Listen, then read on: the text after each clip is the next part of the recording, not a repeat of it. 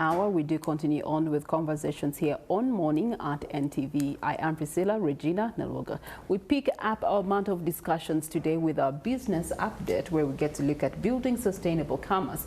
And this is in trade and industrialization. The backbone of the discussion is that we want to connect the National Trade Review Conference 2026 that is upcoming, convened by the Ministry of Trade, Industry and Cooperatives in collaboration with Trademark Africa, as well as UK International Development. Now, this conference is actually coming at a distinguished time when Uganda is positioning trade and industrialization as key engines for the next 5 years economic transformation. According to the Uganda Bureau of Statistics, we look to Uganda's economy having maintained an average GDP growth of about 5 to 6% over the past decade.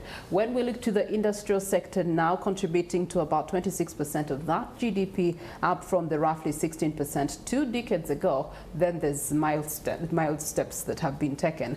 And manufacturing alone now supporting over 3 million jobs, making it one of the country's biggest employment drivers. So we do have some questions that we must fill in the gaps for. How can Uganda deepen value addition is one of them. How can trade policy actually support local enterprises? And what strategies will propel Uganda towards this ambitious $500 billion economy target?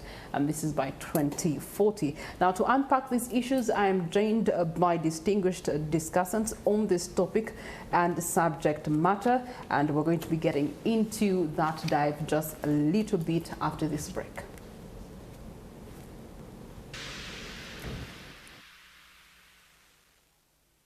On the next Globally, episode, 15% of women experience pregnancy complications, and 287,000 of these women die from the same. I had to go back to the hospital. When I went back, they checked and said the pressure had even gone higher. And that is when they explained to me that it is called preeclampsia. But the good news is these are actually preventable once discovered early. When I gave birth to the baby, the placenta did not come out to the baby. For Dorothy, it was preeclampsia, but she survived, and you too can survive. When I conceived for my second child, I think that was where the biggest percentage of my healing started. So on Monday at 10 a.m. on NTV Medical Matters, we shall be discussing pregnancy complications alongside our series on pregnancy. Make sure you are there and do not miss, only on NTV Uganda. on the next episode,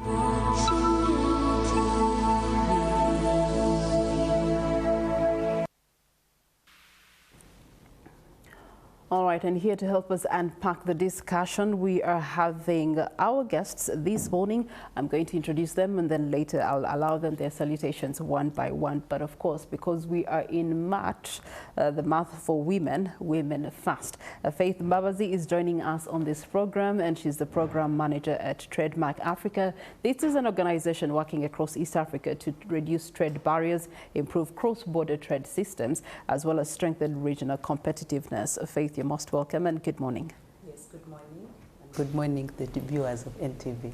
It's a pleasure to have you. Yes. Next to her on the left side, we do have Commissioner for External Trade, and this is the Ministry of Trade, Industry and Cooperatives, Cleopas Ndorere. Good morning to you, Commissioner. Good morning, Priscilla, and thank you for having us here. And thank you, viewers. It's a pleasure to have you. Now, he is responsible, or his office is responsible, for shaping Uganda's international trade policy, as well as strengthening the export markets. And then to my immediate left, I do have Mr. John Walugembe, Executive Director for the Federation of Small and Medium Enterprises Uganda. You're most welcome, sir. Thank you, Priscilla, and good morning to our viewers. It's a pleasure to have you. Now, under his organization, there is the representation of thousands of SMEs that form the backbone of Uganda's private sector and domestic commerce. But by and large, of course, we have to start with the overseeing ministry in terms of trade, industrialization and cooperatives. So, Commissioner, I will start with you in order to just remind us of the mandate of the ministry. Thank you, Priscilla, and viewers. As Priscilla has introduced me, my name is Ndorere Cleopas. I'm the Commissioner in charge of external trade.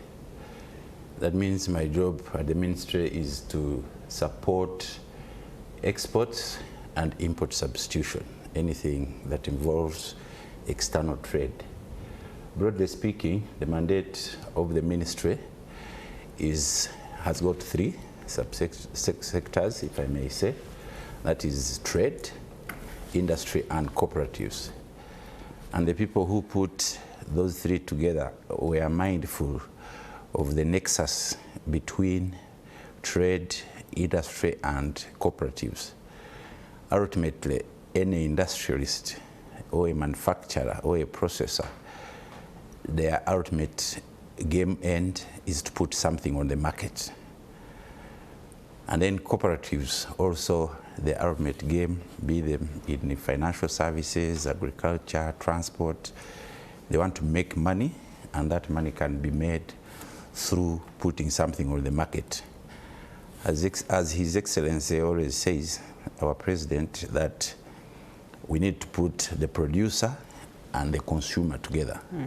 So the role of the ministry in trade, one, is to negotiate markets. Specifically, if I'm to address my docket, to negotiate market access. And that market access is negotiated through reducing of non-tariff barriers, tariff liberalization, recognition agreements on standards and trade in services. We also have the domestic trade, building the domestic trade. You have seen the Buy Uganda, Build Uganda policy that we churned out, because domestic trade is the springboard for export trade. Because if you cannot compete locally or domestically, then forget about competing out there. So your products must be able to compete with imported products, and also that's how you build. It's like a nursery. That's how you build your resilience to also compete outside in exports. And then we have cooperatives to bring together the growers, the producers in one voice, one lobbying capacity, and consolidation and storage, so that production and productivity can be increased. In a nutshell, that is what we do at the Ministry of Trade. All right, so there's a private player in what you're doing, and that is Trademark Africa, who's positioned in such a way that they've been able to witness sustainable commerce in terms of trade and industrialization. What does the reality look like on ground, and what are the low-hanging fruits, but also what are the strains or barriers to what we're talking about this morning?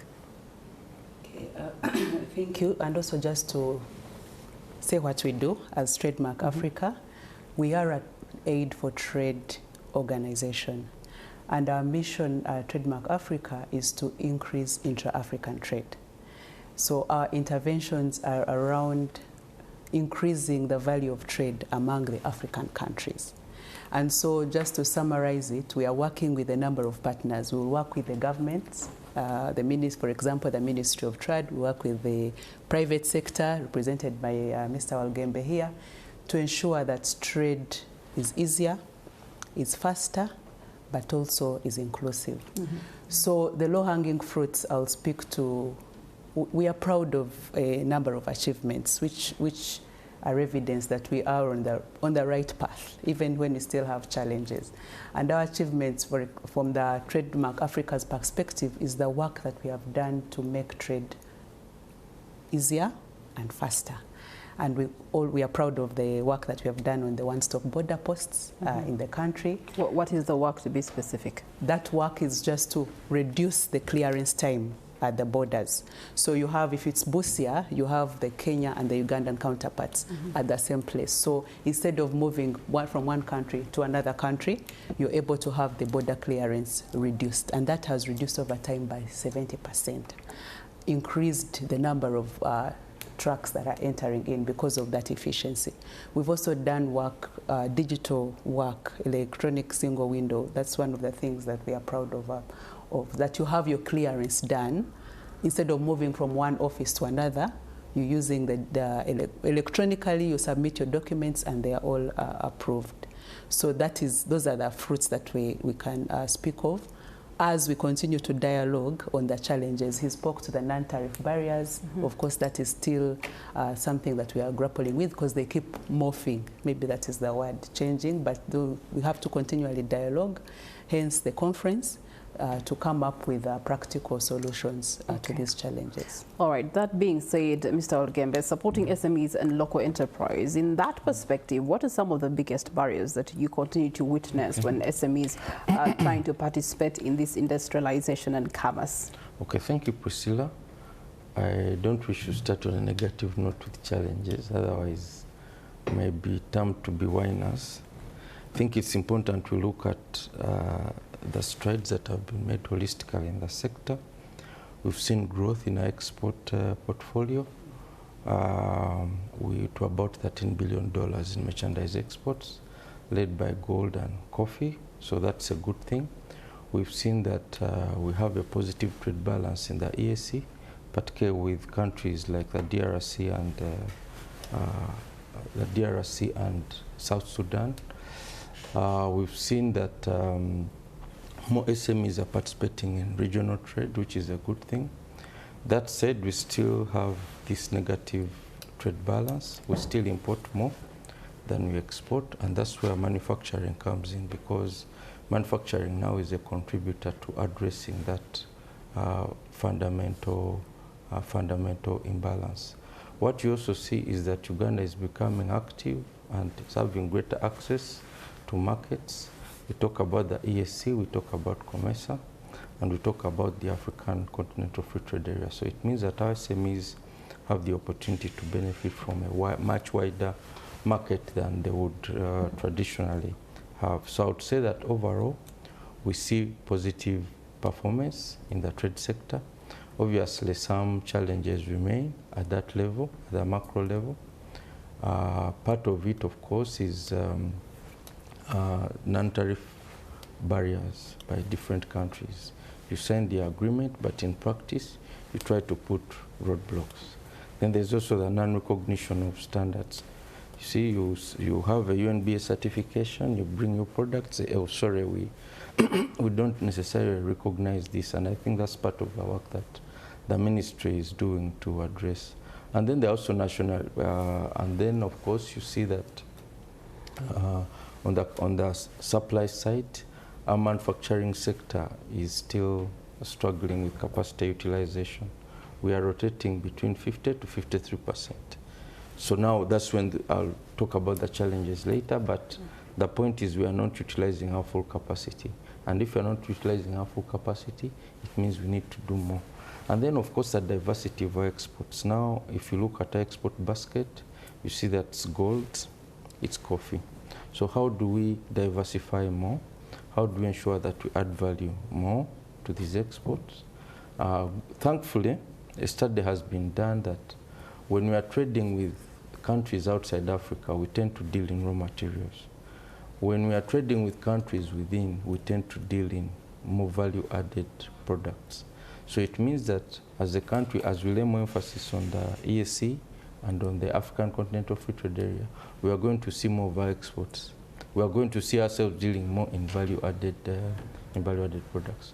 One thing I also need to emphasize is that thanks to our negotiators in the AFCFTA, they have put emphasis on the participation of SMEs, women, youth, and persons with disabilities. So this is a great thing, because if you look at the whole of sub-Saharan Africa, the bulk of the private sector is made up of micro, small, and medium-sized enterprises. So I think the fact that MSMEs feature prominently in these agreements is a positive thing. Yeah. All right, that being said, Commissioner, now we can unpack the National Trade Review Conference that is upcoming. What makes this conference significantly unique to our country in terms of trade and industrialization as a priority agenda for the country, and it being the first of its nature? Thank you, Priscilla, once again. Of course, there is someone who said that what you can't measure, you cannot do what? You cannot implement. So at trade, we believe that given the nature of the cross-cutting aspect of trade, because if you are trading, as Mr. Olgembe has said, you have logistics, you have the cost, the transporters, you have the energy, you have all sorts of things that affect the cost of doing business. And it is the cost of doing business that determines how competitive your products can be on the market. And so there are many other players, the MDAs, academia, civil society, and many others. So it's important that you bring them all in one room and you analyze, or you do a scorecard and say, how have we been doing on standards?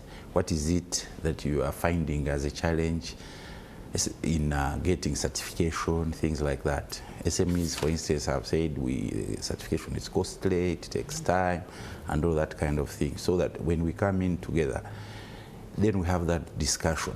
What do we do? How do we help our SMEs to integrate into global value chains, to externalize, to export? We come, we brief them what we have been doing in the negotiations. Again, we talk about the protocols we have signed, for instance, under the FCTA, 8 of them, one of them being the women and youth, as he has said. How do we operationalize it? It's not enough for us to just go in Accra, where in the cities we negotiate, we get the agreements. What about implementing them? I love to quote Pascalami, who was a former Secretary General of WTO, used to say that negotiations make trade possible, but interactions like these make trade happen. So we want it to happen. We don't want it just to remain possible to say we have reduced the tariffs, we have signed mutual recognition agreements. The other day, late last year, we signed one with Kenya. And what this means is that when we do, NTBs have been manifesting themselves mainly in the area of standards, SPS. You agree on the sampling, the testing, the certification, so that you remove these issues of saying, for instance, you park at the border your truck and say, we have taken a sample to, say, Nairobi for testing. It takes 1 week. Imagine if you are carrying, say, milk or something perishable and you have to wait for the samples from Nairobi. First of all, even when it passes, you are paying the driver, you are paying damage maybe in storage, you are paying all that. So those kind of agreements allow you to move faster across the borders using the infrastructure trademark Africa, the one-stop border posts have put there. We have signed the trading protocol services, and we are negotiating the services so that our people can move across the borders. So we need to hear from the players. Is the common market, for instance, in EAC working? The 4 freedoms and the 2 rights, the services moving, the right of establishment. We have signed one with the accountants, with the architects, with the, I think, engineers. Are they moving across the region, establishing businesses? That kind of thing. So it's a dialogue. What are the challenges? What is the progress? What are we doing well, which we should improve on, scale up, and what is it that we are not doing?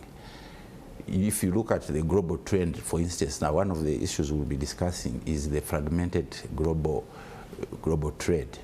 If you see what is happening globally with what US is doing, for instance, tariff wars, throwing tariffs everywhere, the multilateral system is almost being upside down. Now, what do? It means we must now focus more in our regional markets for reliable and predictable markets. EU, they have come up, for instance, with the regulations on deforestation, on corporate social due diligence directive, which involve much more than trade. It has issues to do with the human rights, discrimination, minimum wage, things like that, carbon dioxide emission levels, things that are difficult for us, traceability, for us as SMEs and as Ugandans in particular, OLDCs. So all those discussions need to come to the table with the players, because we also have those development partners. So what we say, what do we do now that the game, the table is doing what? Is changing. What do we do? I know a proverb in Uganda that when the white ants change the what? Change where they are coming from, you also change how you are doing what? How you are hunting them. So we want to see, to get that view. If the white ants are now changing the trade, the environment, how do we change the way we now operate in this fragmented environment? So broadly speaking, that's why we want to call this It is not the first, it is the second, actually. At least in this period, we used to carry them some time back, but there had been a bit of lull because of the COVID and all that. But we're picking up again to see how do we make that contribution to the 50 billion as trade. All right, thank you so much, Commissioner. That being said, let me turn to you, Faith. In terms of one who is actually contributing greatly to trade facilitation, from your perspective, what has been some of the factors that you see continue to facilitate growth, especially within regions? We're talking about East Africa and also continental markets. Thank you. And I think Mr. Walgembe spoke to those some of those factors. The availability. Let me start with the availability of the markets, the regional markets, the African market that is coming with the opportunity of the AFCFTA. I like the term of calling Uganda land-linked, as opposed to calling it landlocked. Mm-hmm. That we are not focusing on the distance to the sea, we are focusing on the distance to the market. Mm. So we are focusing on trading with Kenya, trading with DRC, trading with South Sudan, trading with Tanzania, trading with Rwanda. And this is where the opportunity is. Recently there was an article from the Ministry of Finance showing the increased trade with DRC, even when there is instability. So imagine when this instability has been dealt with, the potential is there for more. Mm-hmm. So like he spoke to the bilateral with Kenya, I think if we can organize ourselves, have harmonized standards, address the logistics issues that we have as a country, the non-tariff barriers, we are working with the ministry on coming up with an NTBs reporting platform so that we are able to report these NTBs in time and be able to escalate and solve them in time. So I believe the opportunity is enormous, even just starting with our neighboring countries. Mm-hmm. We're already seeing progress because of what we are doing so far. Like I mentioned, the interventions that we are doing at the borders just to reduce that clearance time. The digital platforms and even more. Mm. We've worked with the ministry on revising their trade policy. And again, the opportunity we have at the conference is to hear from the players, because policy is one thing, but what is on ground? How can we make the policy practical? Mm-hmm. What are the challenges? So even for us as Trademark Africa, the conference is an opportunity to inform our programming so that the interventions we come up with are focused to addressing the challenges faced in the country. And I also I want to appreciate, our Trademark Africa's work is supported by donors. So specifically in this case, the conference, we have support from the UK International Development, and we are grateful to our donors. So when we go back to our donors and we are sourcing for these resources, we want to have evidence-based proposals, that we have solutions to the challenges that are happening. Okay. Speaking of evidence-based proposals, Mr. Walgembe here has quite a number of them, especially when it comes to SMEs. You talked about the challenges of the non-tariff barriers, which continues to be a regional discussion across the bar, and hopefully it's going to be one of those centered at the conference. Then you also talked about the non-recognition of standards. You talked about the capacity utilization. That's also being an issue.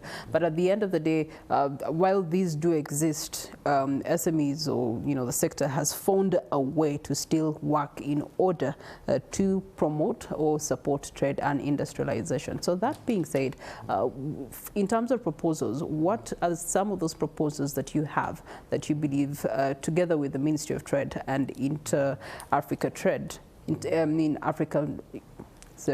Trademark Africa, you could actually work together to create a better environment for SMEs? Okay. One, we can work together to increase the trade volumes. How do we work together to improve exports in terms of volumes? That's important. We are hitting some milestones, but we believe we can do better. The other thing is around border efficiency. Trademark East Africa has done great work around the one border posts, and also the issue of cargo tracking, so that people don't have to waste time here, there, and so on. Mm-hmm. So, but how can we make that easier? You know, there are different mechanisms, for instance, to allow small cross-border traders that have that trade below a certain threshold. I think it's 5,000 US. Is it 2,000? Now $2,000, so that they, you know, they move very easily. Because if you look at our export portfolio, you find that informal trade plays a very important role in that. So how can we have these people and remove some of the bottlenecks that they face, including gender-based violence and other issues? Now, the other way we can work is to remove some of the challenges that make full capacity utilization difficult. One are the logistical challenges, the road network, and I think government has done a great work on that. The different corridors, investing in the standard gauge railway, investing in water transport, all these make sure that exporters have diverse ways of transporting their goods and services. Government can also increasingly look at investing in the service sector. Yes, good exports are important, but the service sector is also becoming increasingly important as we become a knowledge-based economy. You see, and I'm glad that Commissioner is talking about the issue with the accountants. What else can we export? You know, education. Uganda has been a hub for education, but over time our reputation has been harmed through the issuance of fake qualifications, particularly to politicians. So we need, how do we ensure that as a country we avoid vulgarizing our education system so that it remains a quality one and people in the region can continue respecting it? Mm-hmm. So these are some of the issues. And of course, addressing capacity issues regarding, you see, it's one thing to say we are working with UNBS. It's another thing to support SMEs to comply. You see? How do you also bring down the cost of compliance in terms of standards, for instance, so that it's more affordable? Because when I look at, I've asked some of my members, UNBS says one thing, you need 500,000, but when you look at what they pay at the end of the day, it's high. So we genuinely need to bring this cost down. And I know that still Trademark Africa has been supporting UNBS, setting up what they call regional testing labs or something like that. So that makes it easier. So an SME in Gulu does not necessarily have to come to Kampala. An SME in Mbale doesn't have to Kampala. So all this makes life a bit easier. So I believe these are some of the interventions that are critical, both on the side of macro policy, and of course the other issue is also the aspect of the, when we say the cost of doing business, we look at the cost of electricity. Our cost of electricity is still high. The president said he's targeting 5 cents per kilowatt hour, but you're not yet there. So how can we bring this down? Because if our cost of electricity is high, it makes it difficult for people to produce. You produce a product and it's more expensive than the import. See? So I think all these, and then of course skills. Do people know how to add value? Mm-hmm. You know, do people know how to do things right? You see? So how can we take our people to China and expose them? This is how they actually do things. You know, you don't just... It doesn't have to even be China. Just within Africa here, you can do, you know, skills exchange here. Well, you can try to benchmark against the best. We don't want to, a pygmy to aspire to be taller than the other pygmy, you see. Let's get a giant and say, okay, let us learn from them. How did they become tall, you see? So these are some of the things that I think can be done to. Okay, all right. Facilitating regional trade means that you have to now benchmark first within the regions and see how you can tally. Now, that being said, trade deficit and value addition continues to be a discussion, Commissioner, in terms of exports. And Mr. Olgembe here has hinted that we bring in more than we actually take out. And even what we take out is really raw material for somebody else to make a killing over it. So that being said, when we look to us as a country in terms of value addition, why does it continue to be a snail in progress? Okay, the deficit, true, has been widening, but if you look, the devil is in the detail. If you unpack the statistics, you will discover that much of what we import is actually machinery and raw materials to go into our value addition process. Because we don't yet manufacture machines, we don't yet capital goods. And the other is in gas and oil, because you know we are doing a lot of gas and oil, and our first oil is soon coming out. But that notwithstanding, the ministry, as I said earlier, is also in charge of industrialization. If you look at the landscape of the industry now, we have replaced imports greatly. In sugar, we don't import. We do import, of course. There are people who, however much you produce, you still import. There are people who the tastes and preferences, maybe who say we want sugar from this kind of country, high-end level, tea, cement, steel, beers, drinks. We are producing ourselves. We are actually net exporters of those products. And if you, 10 decades, a decade ago, you would find that we still had those deficits. So we are not doing badly. If the electricity cost, which is the major input in production, manufacturing, was to be reduced, would be very, very competitive in the region and even in Africa. As I speak now, we are competitive in 75% of our exports in areas where we are not even picking export preferences. We're exporting, we have, look at gold. Sometimes I don't want to concentrate on gold because of its high-end nature, but we have over 7 refineries, and we are becoming key distributors of the gold in Africa and beyond. So we can ride on some of those flagship products to get even the other products, especially in agro-industrialization, our economy being agrarian. So we add value so that we stop exporting raw materials, and that we are doing. If in last year in October, I think, we sent our first roasted coffee to Serbia.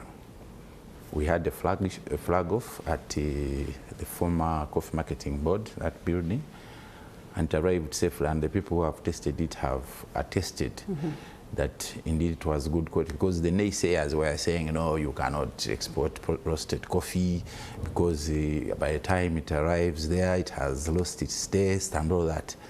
But they did over 100 plus tests here in Uganda, and they were able to come up with a formula. They packed it and it arrived safely. So that story of saying that you must send the raw material is the history. We can now process. We got a market for processed milk of over 500 million annually in Algeria. These guys have been taking our milk now, and we're still exporting there. So it's not all gloom. Soon. Okay, it's not all gloom, but on Algeria we must immediately add other, other markets. We're adding. I'm telling you, that's how the small steps, but we are building on that. So we have in the region, in the COMESA, we have a positive balance. You know that it becomes negative deficit about 5-point-something billion when we go globally. But if you see EAC in the COMESA, we have a positive balance. It becomes negative when we put in other products, especially fuels and what. So when we get our own oil coming out, believe me, we are going to have a positive trade balance. And come 2040, you are going to see an economy of 500 billion. That we believe. Okay, as we are heading towards 2040, Faith, how can Uganda actually diversify its markets? Yes, we're proud of the initiatives and the trade relations that now were built in order to export milk and coffee, roasted coffee, Serbia and Algeria that he has mentioned. But they're not enough to uptake, because here in Uganda, there's a lot of encouragement for people to actually directly get into these lines or sectors, but then at the same time there can be an overload somewhere that needs to spill over to other markets. So how can we actually diversify into other markets and increase our global competitiveness of our products? So I think the diversification comes, I want to look at it, it comes with the demand. So if, again, we are talking about the African market, it means that we are able to ascertain what the other countries, what we have, our competitive advantage over the other countries, which we have anyway. So for me, I think it goes back to how we have organized ourselves, he talked about the small, medium, so that we increase the volumes that we have and be able to take them to where we have competitive advantage. So coffee, we have a competitive advantage over those products, the dairy products that we have. But of course, our challenges that are the ones that are barring us. We have the trade barriers. We have issues to do with standards, you know. So we need to harmonize our standards so that they can trust. They should be able to trust our coffee. They should be able to trust our milk. They should be able to trust whatever we produce, so that they can buy it and we meet the demand of those the African market that is there. Okay. Yeah. Mr. Ogembe, your people have complained that so much favoritism is given to foreigners over localization of initiatives and interests of the government. Uganda's current tax policies also in that regard have been put in the spotlight through the micro and small enterprises and medium enterprises, all putting a risk to the shift and the strategic direction that we want to take. How far with addressing those issues? Okay, first of all, we've mentioned that when you have visitors, you may buy meat for them when you don't ordinarily take meat, because you know that they are visiting for a day or two and you want them to be happy and so on. So if the children complain for that, say we also want to take that meat and so on, the parent has to explain to them that no, for these visitors, let's give them meat. For you, you'll take on Easter and Christmas because you're still here. So our SMEs need to appreciate that countries are competing for investors, and different countries are trying to position themselves in ways that will make them attractive, and that's the reason why government has put in place investment incentives, because those people are without. Let them come in. Once they are in, then you can try to level the ground, and what you see is a change. You know, initially those tax incentives, you would just go to the Ministry of Finance and the minister would issue them. Now they have been integrated within the tax code. So it means even SMEs, if they organize their tax affairs properly, they can benefit from those through filing and things like that. And then you also see government coming up with affirmative action policies. Look at the startup policy. It's meant to favor locals, because it's saying if you start a business after 1st July 2025, you can benefit from a 3-year tax holiday. That's not for investors. So should we say, oh, investors, you also come and complain, why give a tax holiday for startups? So I think that we have tried to explain, and government has made changes. For instance, in the Uganda Investment Authority, they used to have a desk that has now been transformed into a domestic investors desk.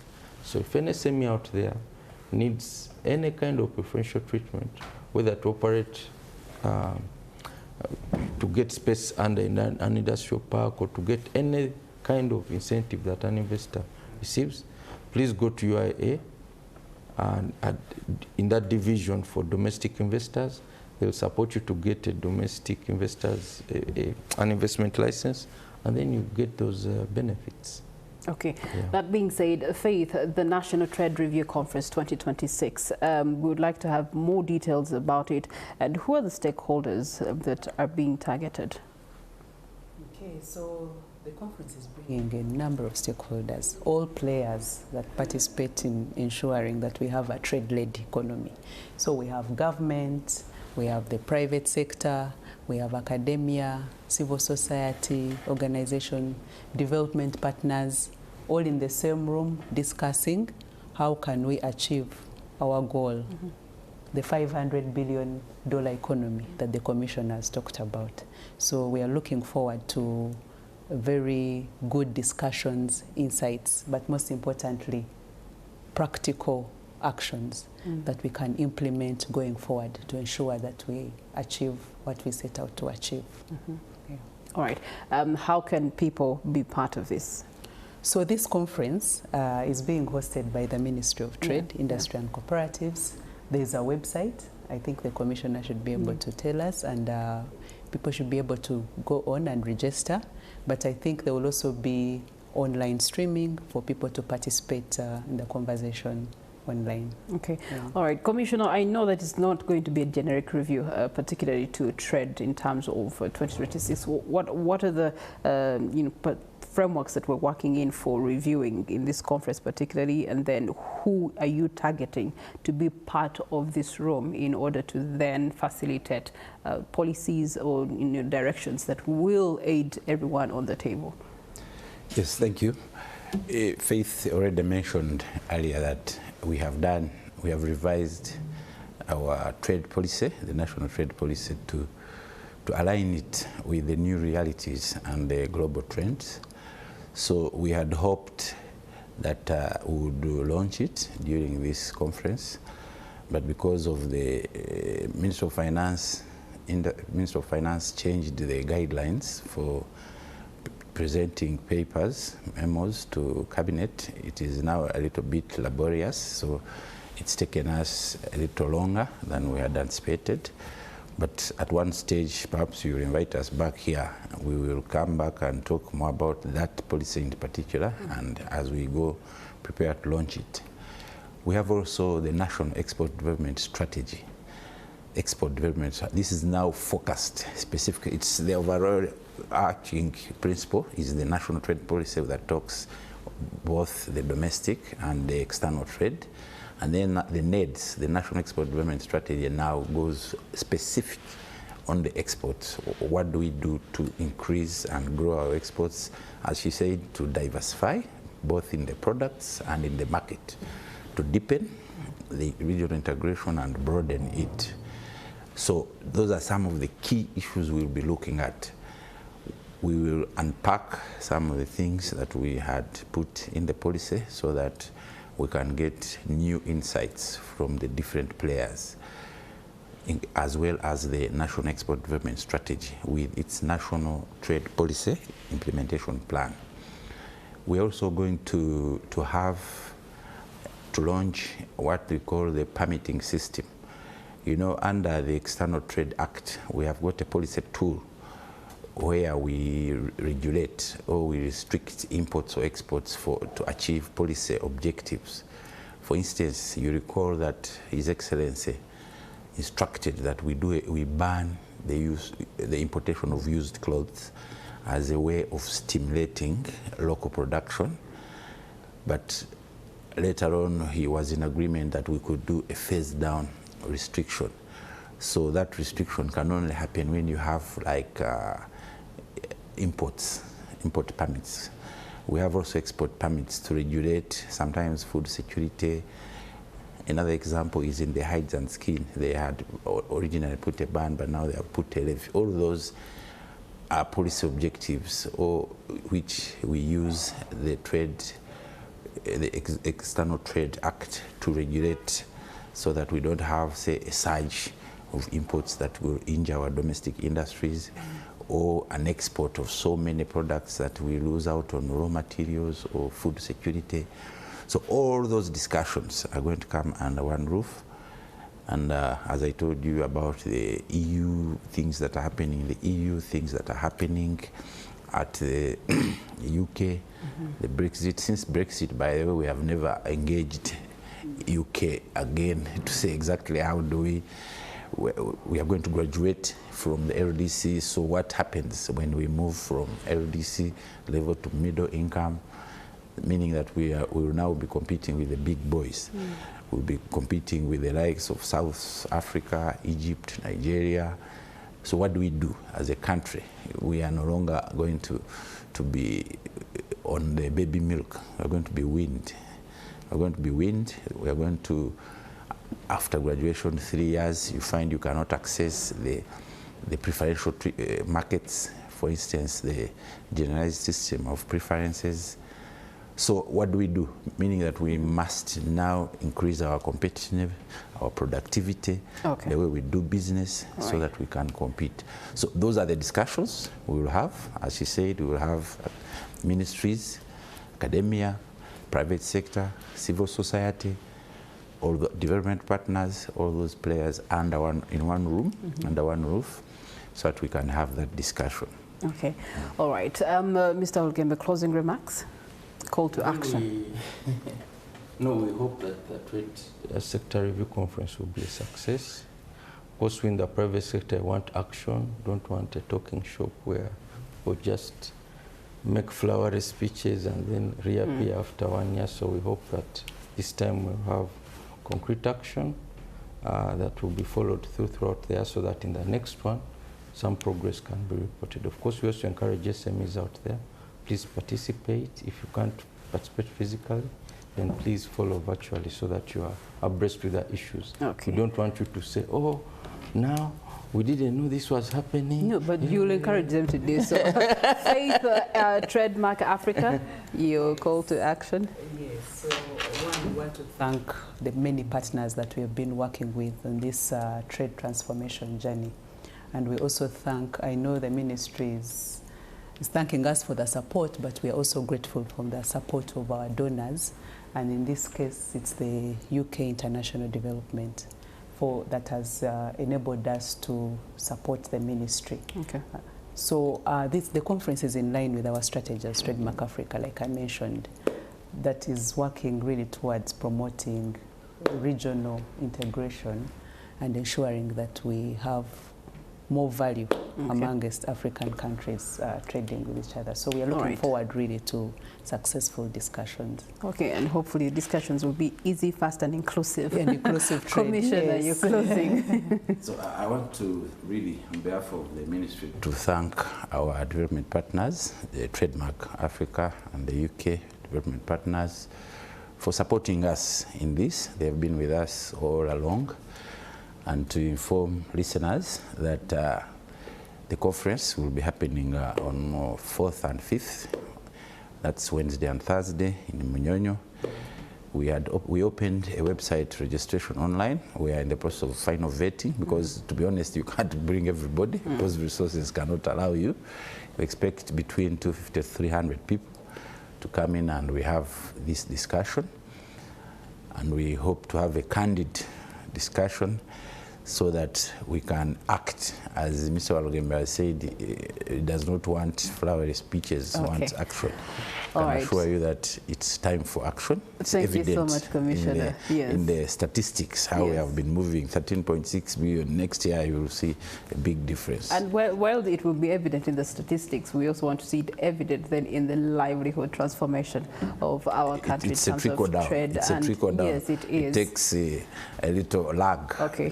Thank you so much, Commissioner, and to the Trade Ministry as well as Trademark Africa and, of course, the Federation for coming together, stakeholders, to ensure that trade and industrialization do remain powerful pillars of Uganda's economic future. That brings us to the end of these discussions. More coming up. Do stay with us.